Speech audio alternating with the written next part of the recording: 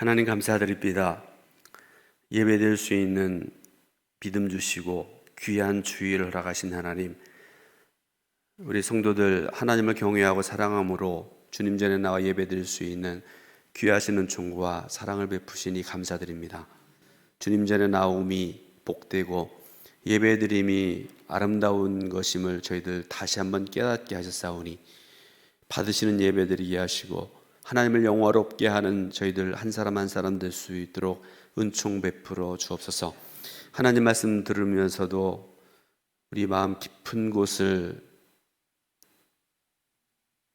주관하시는, 깨닫게 하시는 하나님의 뜻을 더 아름답게 깨닫는 복된 시간, 은총의 시간 될 수 있도록 인도하시기 원하고 예수 그리스도의 이름으로 기도드리옵나이다. 아멘. 오늘 이 시간에는 두 가지 예화를 먼저 여러분들에게 전해 드리려고 합니다. 한 가지 예화인데요, 어느 봄날에 개구리 한 마리가 산에서 펄쩍펄쩍 뛰어 내려오고 있었습니다. 그런데 그만 산에서 또 굴러 내려오는 돌에 깔려서 이제 옴짝달싹 못하게 되어 있는데, 이 깨구리는 여러분들 조그맣고 힘이 없잖아요. 그러니까 살려달라는 말조차 못한 채 돌 밑에서 양다리를 쭉 편 채로 있게 되었습니다. 한번 상상을 해보시면 될 것 같습니다. 그렇게 1시간을 지나고 2시간을 지났습니다. 이제 어떤 기적이 일어나지 않으면 개구리는 죽을 수밖에 없는 상황입니다. 그런데 그때 마침 그곳을 지나가는 한 개구쟁이가 발길로 그 돌멩이를 걷어 차게 되었고요. 그래서 기적적으로 이 깨구리는 살게 됐습니다. 그런데 여러분, 제가 이 시간에 여러분들에게 말씀드리고자 하는 것은 이 일이 개구리의 입장에서 보게 되면 틀림없는 기적이죠. 그죠? 기적 중에 그런 기적이 없습니다. 그런데 그 어린 깨구장이의 입장에서 보게 되면 이건 어쩌다가 일어나는 하나의 일에 불과하죠. 조그만 어린아이가 여러분 하루 동안에 움직이고 차고 별의를 다 하고 애들이 지나잖아요. 그러니까 그런 아이의 입장에서 보게 되면 이것은 우연히 일어나는 하나의 일에 불과하다는 것입니다. 하나님의 말씀은, 성경은, 하나님의 말씀이 적혀있는 성경은 이러한 우연한 사건이나 일시적인 충동으로 일어난 기적이라 이런 것들을 얘기하지 않습니다. 하나님의 일에는 우연이나 갑작스러운 일이라는 게 없습니다. 하나님께서는 처음부터 끝까지 철저하게 계획하시고 하나님의 섭리 안에서 모든 것을 이루어 가시는 하나님이십니다. 그러므로 성경에서의 기적이라는 것은요, 계획하신 하나님, 그리고 이끌어 가신 하나님, 그리고 그 모든 일들을 통해서 하나님께서 이루시는 온전하신 뜻이 무엇인지를 사람들에게 계시해 주시는 하나의 표적이라는 것입니다. 또 하나의 이야기가 있는데요, 미국의 한 젊은이가 선교사의 꿈을 안고 열심히 선교사의 공부를 하고 있었습니다. 그런데 어느 날 이 청년이 횡단보도를 건너던 중에 과속하는, 그리고 신호를 위반하는 차에게 치여서요, 다리를 하나 절단하게 되는 그런 큰 사고를 당하게 됩니다. 만약에 내 자신의 어떤 상황이라고 그런다면 여러분들 그런 상황에서 어떤 반응을 보이시겠어요? 그럼에도 불구하고 감사하실까요? 다리가 잘라져 버렸습니다. 가만히 제가 이제 선교사님들을 이렇게 사역하시는 데도 가보고 그분들의 이야기를 듣고 그러는데요, 제가 볼 때 이 선교사님들의 사역이라는 게 몸이 감당하기 어려운 그 사역인 것 같아요. 특별히 그 밀림에 들어가서 지금도 복음을 전하는 선교사님들이 굉장히 많은데요, 그런데 그 선교사님들이 그 건강한 다리를 가지고 가서도 밀림에 들어가서 길이 있는 곳도 아니잖아요. 지금도 그런 곳에 복음을 전하러 들어가는 선교사님들이 계시잖아요. 그런데 예전에는 초기 기독교 때나 그런 때에는 그런 곳에 들어가서 복음을 전하다가 많은 선교사님들이 식인종에게 잡혀서 먹히기도 하고요, 건강을 해치기도 하는 그런 일들이 다반사였습니다. 이 선교사 후보상도 한번 생각을 해보세요. 사고를 당하고, 보통 사고가 아닙니다. 다리가 이제 멀쩡한 다리가 잘라져 버렸습니다. 이 선교사 후보생도 하나님을 원망했다고 그럽니다. 제가 선교사 해야 되는데, 가서 복음 전해야 되는데 이 다리를 가지고 어떻게 복음을 전합니까? 굉장히 많은 원망을 했답니다. 그런데 어쨌거나 우여곡절 끝에 이 사람이 이제 의족을 하게 되었다고 그러고요. 그래서 아프리카의 그 식인종이 살고 있는 곳에 밀림 지역에 들어가서 복음을 전하게 되고 파송이 되어서 가게 되었습니다. 그런데 선교지로 가자마자 식인종을 만나게 되는데요. 식인종에게 쫓기게 되었습니다. 좀 급히 도망을 가다가 이제 사정이 급박해진 선교사가, 다급하니까 사람이 다급하면 여러 짓들을 하잖아요. 자기의 그 의족을 빼가지고 그걸 식인종이 있는 곳에 던져버렸다고 그럽니다. 이 식인종들이 깜짝 놀랐다고 그러잖아요. 이 식인종들이 뭔가 하다가, 여러분 모든 게 먹는 게 아래 우위 순서가 있잖아요, 그죠? 맛있는 거 있어도 어른이 먼저 잡수시고 애들은 나중에 먹고 그러는 게 일반적인 모습인데, 이 식인종도 추장에게로 그 선교사의 다리를 갖다가 이제 바쳤죠.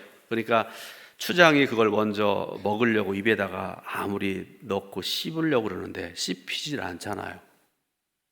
그래서 이 식인종들 사이에 작은 소동이 일어나고요, 당황해하고, 그러다가 이들이 결론을 내렸는데, 뭔 결론을 내리는가 하면 이분은 인간의 모습을 한 신이시다, 그렇게 이 사람들이 결론을 내리고요, 선교사님 앞으로 다 무릎을 꿇었답니다. 그래서 여러분, 이 선교사님은요, 고무다리로 인해서, 의족으로 인해서 식인종들에게 효과적으로 복음을 전할 수 있게 되었다 하는 그런 이야기입니다. 여러분, 이 선교사님은요, 그제서야 자신이 선교지로 떠나기 전에 하나님께서 왜 나에게 이런 큰 사고를 당하게 하셨는지, 그래서 다리를 잃게 하셨는지 깨닫게 되었다는 것입니다. 그리고 모든 것이 하나님의 은혜고 하나님의 섭리라는 것을 고백할 수밖에 없었다는 것입니다. 여러분, 섭리라는 말 우리가 흔히 많이 사용하잖아요.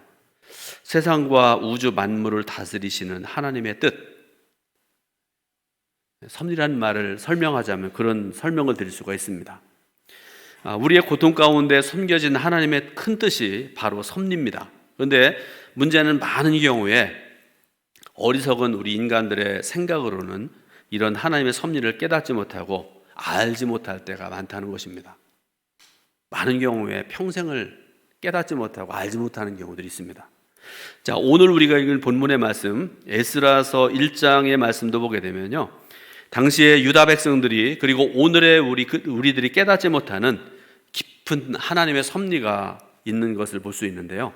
자, 말씀의 내용을 보면서 구체적으로 그 말씀을 좀 우리가 들어보려고 합니다. 첫 번째로, 하나님의 심판으로 인한 유다 백성들의 모습을 우리가 말씀을 통해서 볼 수 있게 됩니다.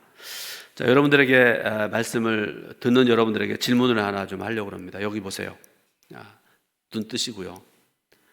네. 토요일 날 일찍 주무셔요. 적어도 자신 없는 분들은 10시 이전에 주무시기 바랍니다. 늦게 자고 늦게 일어나 가지고 주일날 자지 마시고요. 중요한 일입니다. 제가 이거 비튼다는 얘기 제가 하잖아요. 저 다리 쪽에 성한 날이 별로 없어요. 사실은 비틀어지니까요. 자, 질문 하나 정중하게 하겠습니다.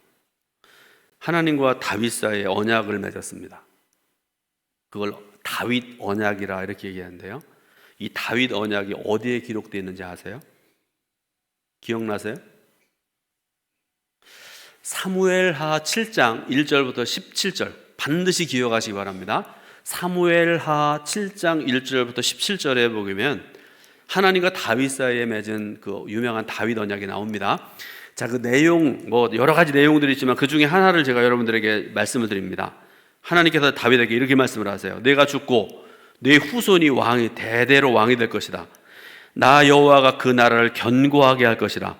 내 후손이 범죄할 때 채찍질하여 징계하려니와 사울에게서 그랬던 것처럼 왕위를 빼앗지 않을 것이고 내 나라와 왕위가 영원히 견고하게 되리라. 이렇게 말씀을 하세요. 다윗 언약의 중요한 내용 중에 하나입니다. 근데 결과적으로 말씀드리자고 그러면 하나님과 다윗 사이에 맺은 이 다윗 언약이 깨져요.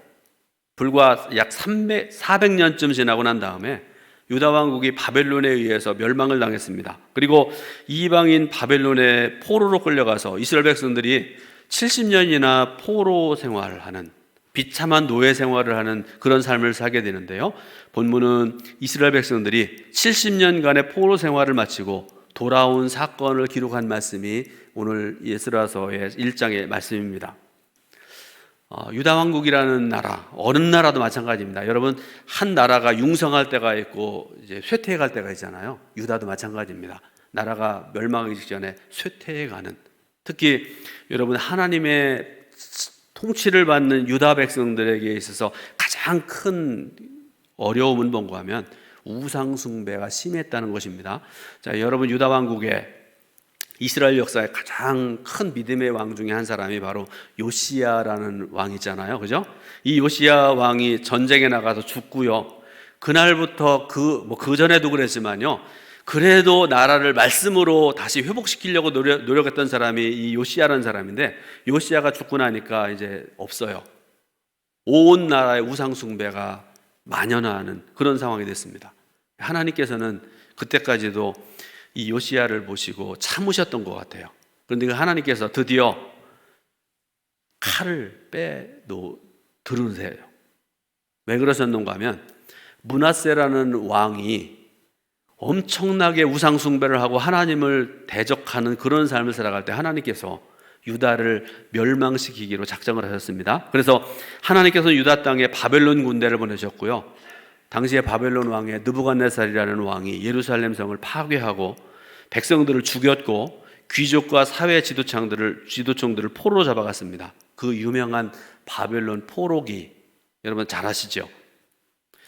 하나님께서는요, 그런데 그냥 이 일을 이루신 하나님이 아니세요. 일찍이 하나님께서는 그런 일들을 예언하게 하셨는데요. 오늘 말씀 읽었던 것처럼 하나님께서는 예레미야 선지자를 통해서 유다가 불순종할 것이고, 그리고 그 불순종의 결과로 유다가 멸망당할 것이라는 이 비극을 예언하게 하셨습니다. 그런데 여러분, 그래도 영적으로 깨어있는 사람들은요, 하나님이 이런 말씀을 하시면 회개해야 되잖아요. 그죠? 돌이켜야 되잖아요. 그런데 당시에 유다 백성들은 회개하지 않았습니다. 그 결과가 멸망이고 70년 동안의 노예 생활이었습니다. 그리고 그 노예 생활의 그 비참한 상황을 시편 137편 1절부터 3절에서 이렇게 노래합니다. 유명한 말씀이죠. 137편 1절부터 3절 말씀을 제가 읽어드립니다. 우리가 바벨론의 여러 강변 거기에 앉아서 시온을 기억하며 울었도다. 그 중에 버두나무에 우리가 우리의 수금을 걸었나니 이는 우리를 사로잡은 자가 거기에 우리에게 노래를 청하며 우리를 황폐하게 한 자가 기쁨을 청하고 자기들을 위하여 시온의 노래 중 하나를 노래하라 하미로다. 아멘. 말씀의 내용은 그렇습니다.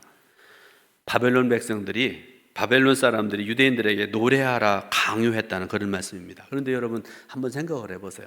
나라 방하고 하나님의 언약에도 불구하고 포로 잡혀서 지금 고통당하고 있는데, 여러분 그런 상황에서 노래가 나와요? 안 나오지 않습니까? 그런데 자기는 슬퍼서 한탄하고 울어야 되는데, 자기를 잡아온 그 바벨론 사람들이 우리를 위해서 노래를 부르라. 너희들 맨날 보니까 노래 부르던데 우리를 위해서 그 노래를 불러라. 그렇게 얘기를 했다, 그런 말씀이에요. 그러니까 여러분, 하나님의 백성들이 하나님을 찬양하는 노래는 하나님을 영화롭게 하는 그런 찬양이 될 수 있지만, 사람을 위해서 믿음의 찬양이 아닌 인간적인 이런 노래를 부르는 것은요, 큰 치욕이고 아픔이었습니다. 두 번째로 우리가 생각해 봐야 될 것이 있는데요, 원인 모를 고난으로 가득 찬 세상에 대해서 우리가 생각을 해봐야 됩니다. 자, 우리 한국이라는 이 대한민국이라는 나라도요, 36년이라는 일제의 침략과 압제로 인해서 큰 고통을 겪었습니다. 연세 많으신 어르신들은 그 시절을 겪으신 분도 있으실 텐데요, 가장 어려운 문제가 언어를 사용하지 못하게 했잖아요. 그죠? 한국 사람이 한국말을 못하게 만들었습니다. 창씨 개명하고 말을 못하게 하고 주권을 빼앗아 갔죠. 수많은 남성들이 징용에 끌려갔었지 않습니까? 저희 장인어른도 징용에 끌려가셨다는 얘기를 얼마 전에 들었습니다. 더 어려운 문제는요, 꽃다운 여성들이 위안부로 끌려가는데요, 여성에게서 가장 수치스럽고 부끄러운 일 아니겠습니까?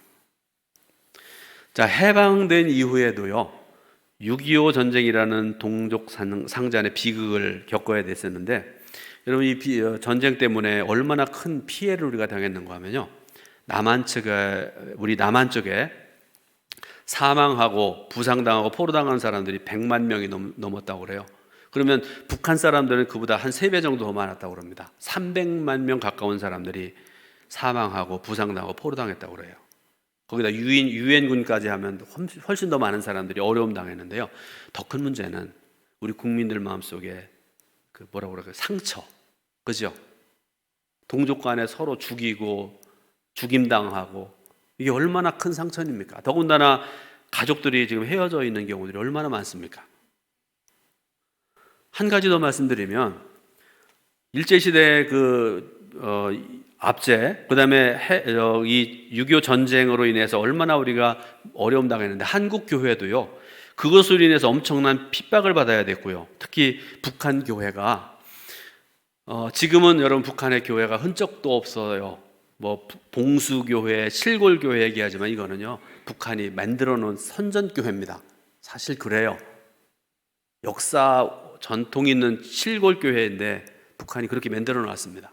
그리고 교회들 다 여러분 북한이 불을 태워버리고 없애버렸지 않습니까? 그런데 해방되기 직전에 이 북한 평양을 중심으로 한 교회는요, 당시에 서울을 비롯한 남한에 있는 이 교회들보다 10배, 100배 더 큰 교회였습니다.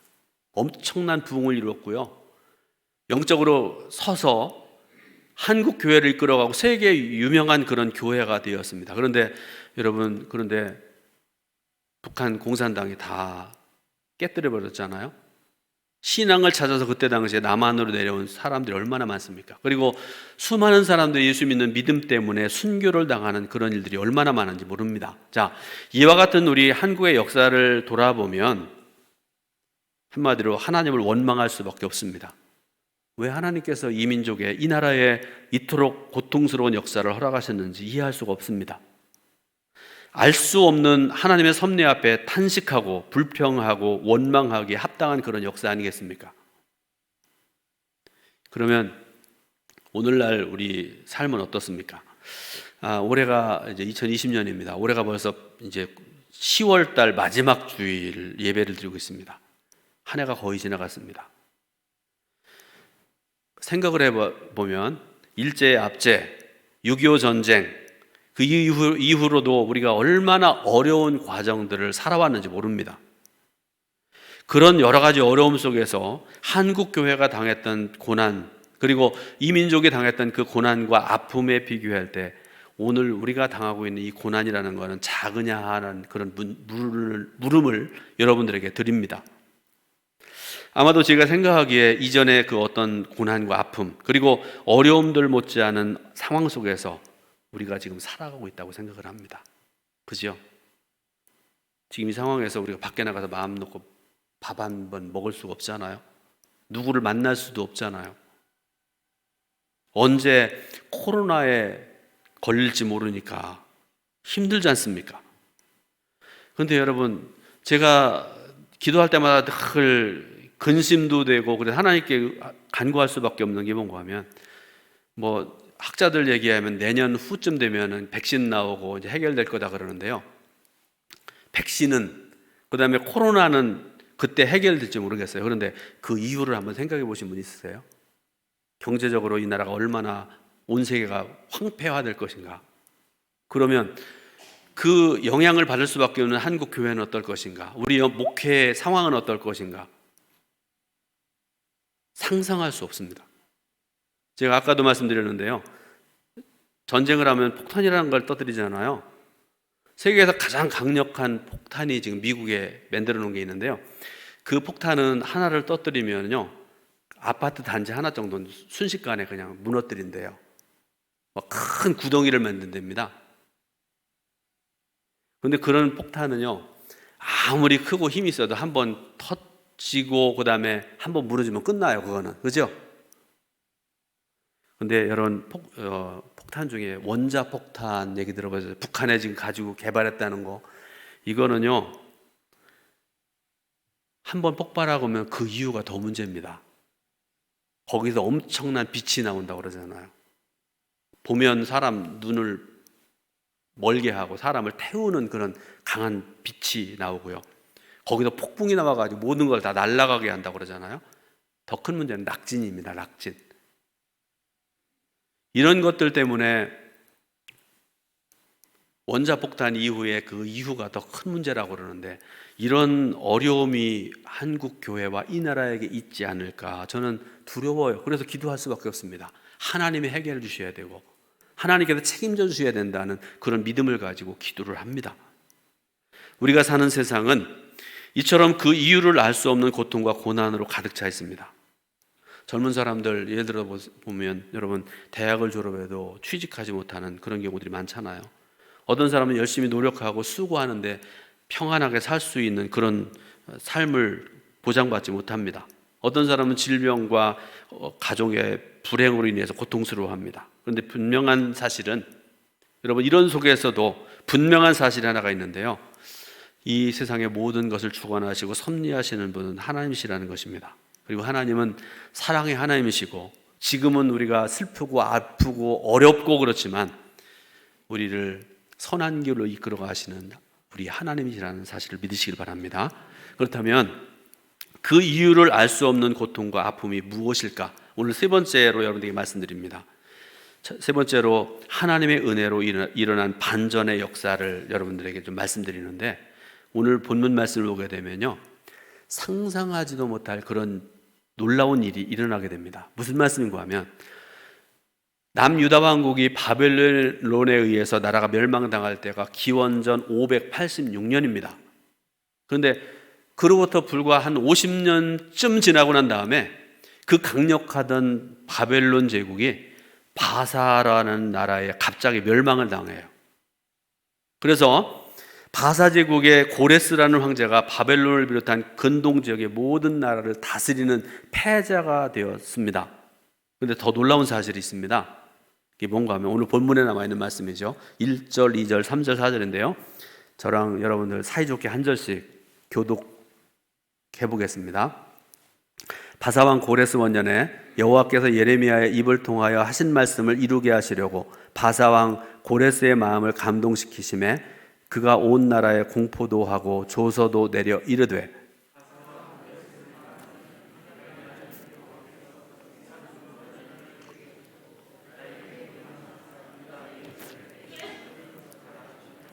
이스라엘의 하나님은 참 신이시라. 너희 중에 그의 백성된 자는 다 유다 예루살렘으로 올라가서 이스라엘의 하나님 여호와의 성전을 건축하라. 그는 예루살렘에 계신 하나님이시라.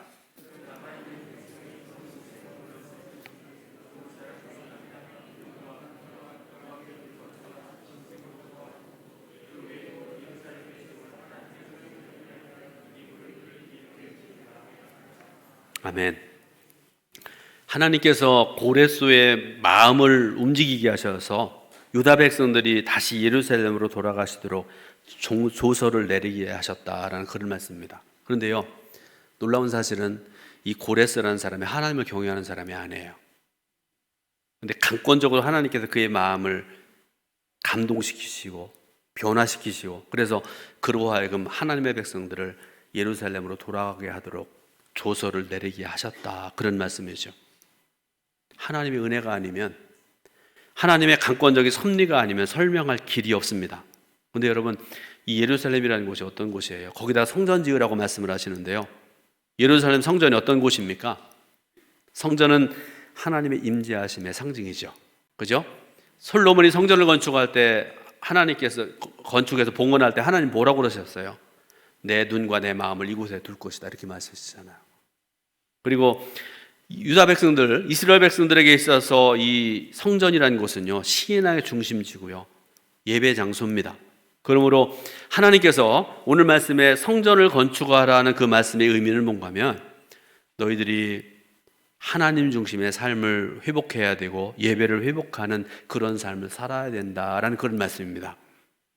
자, 유다가 망하고 바벨론에 끌려가서 70년 노예 생활을 할 때 이들은 하나님의 언약에도 불구하고 패망한 이유를 되돌아보는 계기가 되었습니다.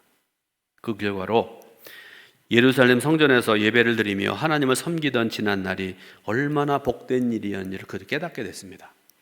회개하게 된 거예요. 그리고 하나님께서는 백성들의 회개를 들으시고요, 그들을 회복시켜 주신 것입니다. 그들의 기도에 응답해 주셨습니다. 역사적으로요, 그렇게 철저하게 멸망한 나라가 회복된 예는 없습니다. 다 파괴됐잖아요. 그런데 하나님이 회복시켜 주셨습니다. 오직 하나님의 은혜입니다. 그러므로 이스라엘이 당한 전쟁과 패망, 고통스러웠던 포로 생활은 그들을 당신의 백성으로 회복시키시기 위한 하나님의 뜻이었습니다. 하나님은 여전히 이스라엘을 사랑하셨고요, 여전히 그들을 포기하지 않으셨습니다. 하나님께서는 우리 인간의 눈으로 보지 않으시지만 이스라엘의 역사 가운데 여전히 일하고 계셨고 여전히 세상을 다스리고 계셨습니다. 그러므로 이스라엘의 고난의 역사는 하나님의 역사와 하나님의 뜻으로 섭리로 가득한 것입니다. 마지막으로 여전히 일하시는 하나님의 숨은 섭리를 우리가 생각을 해봅니다.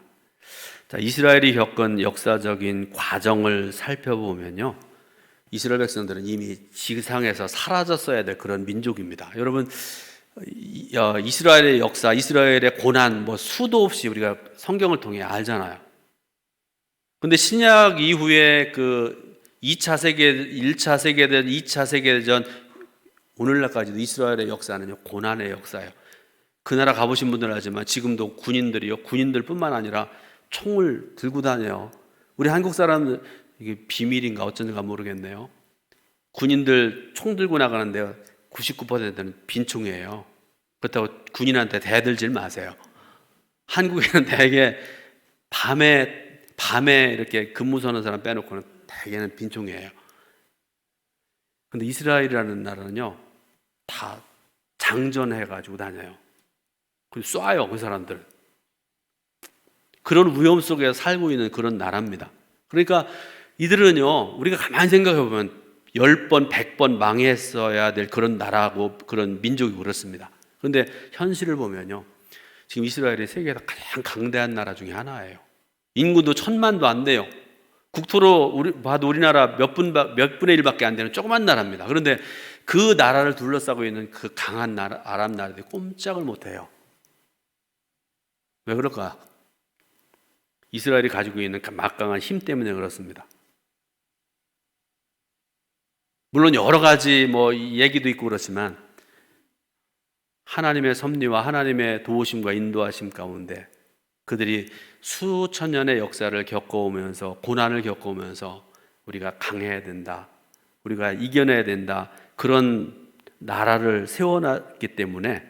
그리고 또 하나 중요한 건 뭔가 하면 아무리 사람이 수고하고 애쓴다 할지라도 하나님이 그들을 도우시지 않으면 망할 수밖에 없는 그런 나라였는데, 그러니까 하나님의 섭리라고밖에는 이야기할 수 없는 그런 일들이 많습니다. 자, 일제 치하의 36년의 고통, 그것으로도 부족해서 한국 전쟁으로 폐허가 되었던 우리 한국 마찬가지입니다. 그 아픔이라든지 그 폐허의 상황, 그 배고픔, 이런 것들은 이루 말할 수조차 없는 그런 상황이었죠. 그러나 그러한 고통을 겪은 우리 민족은 오늘날 보면 세계에서 가장 강한 나라로 다시 태어났습니다. 그런 정신으로 세계 최고의 경제 발전을 이루었고요.